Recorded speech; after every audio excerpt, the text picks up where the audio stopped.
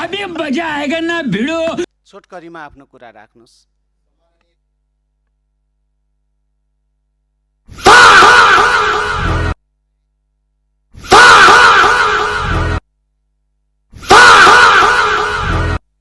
तन्त्र हुन्छ।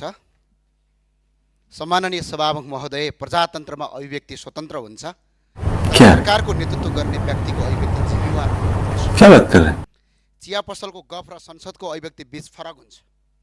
सामान्य नागरिकले भनेको कुरा र देशको प्रधानमन्त्रीले भनेको कुराको प्रभाव फरक हुन्छ। प्रधानमन्त्रीजीले जब कुनै दाबी गर्नुहुन्छ त्यसलाई देशले सरकारी धारणा ठान्छ।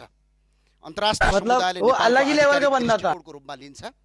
जनताले गर्छन्। त्यसैले प्रधानमन्त्रीका अभिव्यक्तिहरू तथ्य, प्रमाण र यथार्थमा आधारित हुनुपर्छ। तथ्याङ्क बिनाको अभिव्यक्ति राजनीतिक भाषण हुन सक्छ, तर त्यो राज्य सञ्चालन गर्ने आधार बन्न सक्दैन। सम्माननीय सभामुख महोदय, अनुमानका आधारमा राष्ट्र चल्दैन, तथ्यका आधारमा चल्छ। भावनाले ताली पाउन सक्छ, तर तथ्यले मात्र विश्वास जित्न सक्छ। यदि सरकारसँग नेपालले भारतको सिमाना मिचेको कुनै पनि दाबी आधार छ भने सम्मानित संसद सक्षम प्रस्तुत गर्न म अपिल गर्दछु। सम्माननीय सभामुख महोदय, यदि छैन भने जनतालाई भ्रमित गर्ने खालका अभिव्यक्तिबाट सरकार स्वयं जोगिनुपर्छ।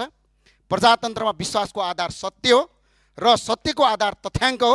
त्यसैले प्रधानमन्त्रीलाई तथ्य बिना संसदमा बोलिएका शब्दहरू संसदको रेकर्डबाट हटाउनका लागि म संसद मार्फत सम्माननीय सभामुखज्यूलाई अपिल गर्न चाहन्छु। सम्माननीय सभामुखज्यू, यो सामान्य विषयवस्तु होइन, यो चिया पसलमा बोलेको कुरा होइन। सम्माननीय सभामुखज्यू, यो देशको प्रधानमन्त्रीले, देशको कार्यकारी प्रमुखले सम्मानित संसदमा राखेको विषयवस्तु यहाँ कि त तथ्य र प्रमाण पेश गरिनुपर्छ, होइन भने संसदको रेकर्डबाट प्रधानमन्त्रीको हिजो बोलिएको कुरा, नेपालले भारतको सीमा मेचिएको कुरा यदि प्रमाण छ भने पेश गरौँ, होइन भने संसदको रेकर्डबाट हटाउनका लागि म अपिल गर्छु। सम्माननीय सभामुखज्यूलाई निवेदन पनि गर्छु। धन्यवाद। जय राष्ट्रवाद, जय नेपाल।